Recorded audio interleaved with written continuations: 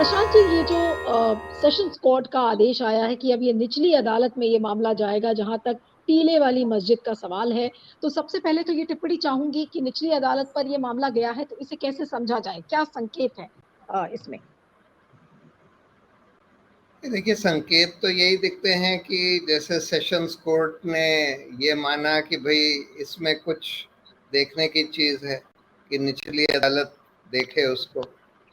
देखिए, वैसे भी हिंदुस्तान के कानून में लिमिटेशन एक्ट से 30 साल अगर कोई जना एडवर्स पोजेशन में होता है किसी भी इमारत के, किसी भी घर के, किसी भी प्रॉपर्टी के, तो उसके बाद कोई जना उस पर क्लेम नहीं कर सकता। और इसको बिल्कुल जो ये प्लेसेस ऑफ वर्शिप एक्ट 1991 में जो बना, उससे बिल्कुल सील कर दिया गया कि भाई 1947 में जो भी रिलीजियस प्लेस जिस जगह थी वही रहेगी और उसको डिस्टर्ब नहीं किया जा सकता, ये कह के कि वहां पहले कुछ और इमारत थी उसको तोड़कर बनाया गया। तो इसलिए किसी भी कोर्ट के लिए ये कहना, ऐसे दलील पर ये कहना कि भाई इसमें देखने की कुछ बात है, ये बिल्कुल गलत है। इसको शुरू में ही खत्म कर देना चाहिए ये कह के कि देखिए, ये जो आप दलील दे रहे हैं, ये जो याचिका है आपकी, ये लिमिटेशन से भी बार्ड है और प्लेसेस ऑफ वर्शिप एक्ट से भी बार्ड है। तो इसलिए आप क्या किसी के घर में जाकर किसी के घर के लिए ये कह सकते हैं कि भाई हम यहाँ खोद के या सर्वे करके देखना चाहते हैं कि यहाँ पर पहले क्या था, पहले 100 साल या 500 साल पहले इसमें कोई दूसरे जने का मकान था। अगर ये सब हम करते रहेंगे तो कितना पहले जाएंगे। अभी तो हिंदू पक्ष ये दावा कर रहा है कि मुगलों ने कई सारे मंदिर तोड़कर मस्जिद बना दी 500 साल पहले। अब क्या ये दावा भी किया जा सकता है कि उससे पहले हिंदुओं ने बौद्धों का या जैनों के रिलीजियस प्लेसेस तोड़कर वहां पर मंदिर बना दिए 2000 साल पहले, जो कि हुआ है हिंदुस्तान में। किसी भी देश में ये सब प्रक्रिया होती रही है इतिहास में, लेकिन इसका ये मतलब नहीं है कि हम गड़े मुर्दे कई सौ साल बाद उखाड़ेंगे और इसके तह पर जाएंगे कि यहाँ पर कई सौ साल पहले क्या था। आफ्टर ऑल आज के जो लोग हैं जो उसको मस्जिद मानकर वहां पर कुछ भी करते हैं, वहां उन लोगों को मुगलों का वारिस कैसे माना जा सकता है? और जो आज हिंदू ये दलील दे रहे हैं वो उन मंदिर का वारिस कैसे माना जा सकता है? और इसीलिए ये कानून बना हुआ है कि भाई 30 साल। जी, नहीं, आपने जो प्लेसेस ऑफ वर्शिप एक्ट की बात किया तो वो अभी उसको लेकर लोग ये कह रहे हैं कि उसे अमेंड किया जाए या नहीं किया जाए, वो बात की बात है, लेकिन ये लॉ अभी भी है और आपने उसको भी ये बात समझाई। लेकिन मैं आपसे ये समझना चाहती हूँ कि अभी हाल में जब ज्ञान वापी का मामला सुप्रीम कोर्ट में गया था तो जस्टिस चंद्रचूड़ की बेंच ने जो चीज कही कि जो रिलीजियस कैरेक्टर है उसको एसेटेन किया जा सकता है, उन्होंने अपने इंटरप्रिटेशन में इस बात को लिखा है और तमाम वेबसाइट्स ने इसको रिपोर्ट किया था। तो doesn't it open a Pandora's box, sir? और क्या जो जस्टिस चंद्रचूड़ का जो ऑब्जर्वेशन था वो कितना सही है, इसको लेकर लोग आलोचना भी कर रहे हैं कि ये जो एक लाइन थी कि जो धार्मिक उसका जो कैरेक्टर है उसको आप एसरटेन कर सकते हैं, तो इसका मायने क्या है? क्या अब देश के अलग अलग जगहों में हम इस तरीके से देखेंगे कि लोग याचिकाएं फाइल करेंगे और जितनी भी मस्जिदें हैं उनकी खुदाई शुरू हो जाएगी? इससे क्या समझा जाए, and how do you really see this observation of the supreme court? देखिए, ऑब्जर्वेशन का एक मायने ये भी हो सकता है कि अगर मान लीजिए कोई जना ये कह रहा है, दो पार्टीज में अगर डिस्प्यूट है, एक जना ये कह रहा है कि नहीं नहीं ये तो मंदिर है, दूसरा जना कह रहा है नहीं नहीं ये तो मस्जिद है, एक जना कह रहा है कि भाई हम यहाँ पर इबादत करते हैं, दूसरा कह रहा है कि नहीं हम यहाँ इबादत करते हैं, वगैरह वगैरह, वो डिस्प्यूट तो देखी जा सकती है। लेकिन अगर कोई ये कह रहा है कि यहाँ पर 500 साल पहले मंदिर था और 500 साल पहले तोड़कर मुगलों ने इस पर मस्जिद बनाई, वो मामला एग्जामिन नहीं किया जा सकता। वो तो लिमिटेशन से भी बार्ड है, प्लेसेस ऑफ वर्शिप एक्ट से भी बार्ड है। तो कायदे से, क्योंकि ज्ञान व्यापी मॉस्क के बारे में जो क्लेम है वो ये है कि भाई वहां मस्जिद बनने से पहले मंदिर था, यानी 500 साल पहले मंदिर था। तो ये तो जाहिर है कि प्लेसेस ऑफ वर्शिप एक्ट से ये मुद्दा एग्जामिन नहीं किया जा सकता, इस पर कोई सर्वे नहीं हो सकता, इस पर कोई खुदाई नहीं करी जा सकती, और इसको उसी समय बंद कर देना चाहिए था। कायदे से तो जो ट्रायल कोर्ट था उसको बंद करना चाहिए था, फिर हाई कोर्ट को बंद करना चाहिए था, फिर सुप्रीम कोर्ट को बंद करना चाहिए था। सुप्रीम कोर्ट ने ये मामला बंद नहीं किया, ये बहुत खेद की बात है। ये दिखाता है कि वो ये प्लेसेस ऑफ वर्शिप एक्ट को इम्प्लीमेंट करने के लिए कम से कम वो बेंच सीरियस नहीं थी, और वो बेंच इस पर इसको नहीं समझ रही थी कि भाई ये कितना गंभीर मुद्दा है, और इसको तुरंत बंद अगर नहीं किया जाए तो कितनी बड़ी समस्या हिंदुस्तान में खड़ी हो सकती। लेकिन प्रशांत जी, अब क्योंकि ये समस्या बंद नहीं की सुप्रीम कोर्ट ने, बाकी कोर्ट्स ने भी, तो अब हम क्या देखेंगे? आगे का जो रास्ता है, क्या इसी तरीके से पिटिशंस को फाइल किया जाएगा और पूरे देश में अलग अलग जगह पर इसी तरीके से खुदाई का सिलसिला चलता रहेगा? तो क्या सुप्रीम कोर्ट, क्या इस पर सुओ मोटो कॉग्निसेंस नहीं ले सकता, या चीफ जस्टिस इसमें कुछ कोई सुओ मोटो एक्शन नहीं ले सकते? Because it is leading to a lot of unrest also, और रिलीजियस सेंटिमेंट्स एक तरीके के क्रिएट हो रहे हैं।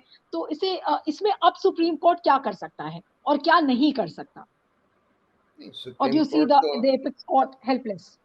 आज भी ये कर सकता है कि भाई इन सबको एक बार अगर ज्ञान व्यापी मॉस में वो कह दें कि भाई इस तरह के मामले नहीं उठाए जा सकते और उस पर रोक लगा दें, तो ऑटोमेटिकली सारे मामले बंद हो जाएंगे।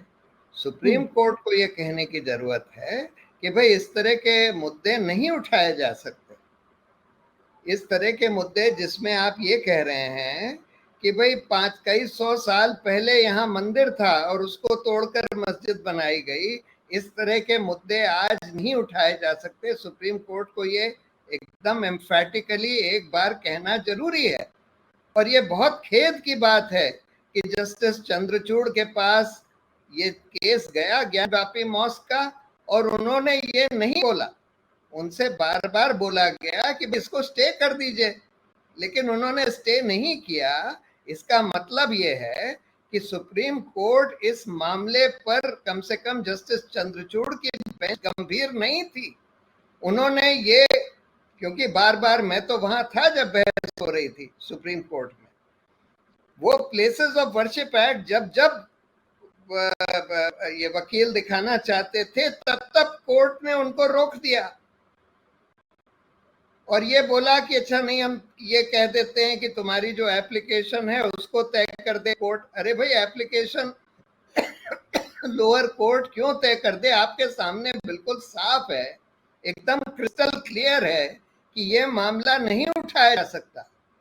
ये मामला कंप्लीटली बार्ड है, और इसलिए आपको तुरंत उस पर रोक लगानी चाहिए थी, और उससे फिर ये सब जो बवाल पूरे देश में अब उठ रहा है ये बंद हो जाता। लेकिन प्रशांत जी, अब क्या पॉसिबिलिटीज हैं? अब नहीं, ठीक अभी है, भी आपने सुप्रीम कोर्ट ये कह सकता है, क्योंकि अभी भी मामला, ये मामला या कोई दूसरा मामला सुप्रीम कोर्ट लाया जा सकता है। सुप्रीम कोर्ट सुओ मोटो भी कह सकता है और किसी दूसरे केस में भी कह सकता है कि भाई इस तरह के मुद्दे नहीं उठाए जा सकते, कंप्लीटली बार्ड हैं। लेकिन प्रशांत जी, जस्टिस चंद्रचूड़ के कैलिबर जैसा अगर एक जज, और एक बहुत ही बेसिक जो एक संवैधानिक प्रोविजन है, एक लॉ ऑलरेडी है, उसको नजरअंदाज करके और कुछ अगर और ऑब्जर्वेशन देता है, लोग उनकी बहुत आलोचना भी इसको लेकर कर रहे हैं, बहुत सारा कुछ उनके बारे में लिखा जा रहा है। अब कितना सच है, कितना झूठ है, लेकिन आपको कारण क्या लगता है कि जब इस तरीके से एक बेंच और एक सीनियर जज अगर इस तरीके से चीजों को नजरअंदाज करता है, तो फिर क्या होगा? लोग अपने मायने लगाएंगे, अपने अटकलें लगेंगी, स्पेकुलेशंस होंगे, but what are the reasons? Is the इतिहास में जुडिशरी कॉम्प्रोमाइज्ड? जी। इतिहास में ये बहुत बार देखा गया है, हाल में और पहले भी, जब सुपर सेशन हुआ था जजेस का, उस समय ये देखा गया था कि भाई 1973 में जब सुपर सेशन पहली बार हुआ था, फिर 77 में दूसरी बार हुआ, या 76 में दूसरी बार हुआ इमरजेंसी के दौरान। और इमरजेंसी के दौरान तो सिर्फ इसलिए हुआ कि जो जस्टिस खन्ना थे, उन्होंने हेबियस कॉर्पस केस में सरकार के विपरीत फैसला दे दिया था। और उस 73 में इसलिए हुआ कि जो 3 जजेस जिनको सुपरसीड किया गया, उन्होंने केशवानंद भारती केस में सरकार के विपरीत फैसला दे दिया गया था। तो ये इतिहास में हिंदुस्तान में खासकर कई बार देखा गया है कि जो चीफ जस्टिस बनने वाले होते हैं लोग, जजेस जो उसके कगार पर खड़े होते हैं, अब वो इस बात का भी ख्याल रखते हैं कि भाई सरकार है, और ऐसी स्ट्रॉन्ग सरकार है, और ऐसी सरकार है जो कि कुछ भी कर सकती है, तो इसलिए लोगों को डर भी लगता है कि भाई कहीं सुपरसीड ना कर दिया जाए। तो इसलिए ये सब एक प्रैक्टिकल रियलिटी है जिसको नज़रअंदाज नहीं किया जा सकता कि कई बार सुप्रीम कोर्ट के जज जो हैं सरकार के दबाव में काम करते हैं। पहले भी ये होता रहा है और हाल में भी ये होता रहा है। जब मैंने वो टिप्पणी करी थी कि जब हिंदुस्तान में लोकतंत्र के पतन का अध्ययन किया जाएगा आगे चलकर, तो लोग ये देखेंगे कि पिछले 4 चीफ जस्टिस ने उस पतन में काफी अहम रोल प्ले किया है। तो ये एक समस्या है जो कि जो रियलिस्टिक समस्या है, बहुत सीरियस समस्या है, और हमको वो बात अपने जहन में रखनी पड़ेगी। लेकिन फिर भी हम लोग ये उम्मीद करते हैं, मैं तो कम से कम हर बार जब भी सुप्रीम कोर्ट का कोई भी जज कोई लोकतंत्र या मौलिक अधिकारों के हक में फैसला लेता है तो मैं उनकी तारीफ करता हूं। जब उसके खिलाफ कोई फैसला लेते हैं तो मैं उनकी आलोचना करता हूं। जब सरकार से स्वतंत्र होकर फैसला करते हैं तो मैं उनकी तारीफ करता हूं। जब सरकार के दबाव में कोई फैसला लेते हैं तो मैं उनकी आलोचना करता हूं, जहां मुझे ये दिखता है। तो इसलिए ये है एक समस्या, लेकिन इस समस्या से हमको जूझना पड़ेगा और पब्लिक ओपिनियन को अपने आप को एक्सप्रेस करना पड़ेगा कि भाई आपका दायित्व है कि आप कानून की रक्षा करें, संविधान की रक्षा करें, मौलिक अधिकारों की रक्षा करें, और सरकार के दबाव में ना आ जाएं। और यहाँ पर आप वो नहीं कर रहे। यहाँ पर दिख रहा है कि जो आपको करना चाहिए संविधान की रक्षा करने के लिए, या मौलिक अधिकारों की रक्षा करने के लिए, या कानून का राज चलाने के लिए, वो आप नहीं कर रहे। इसकी आलोचना होनी चाहिए।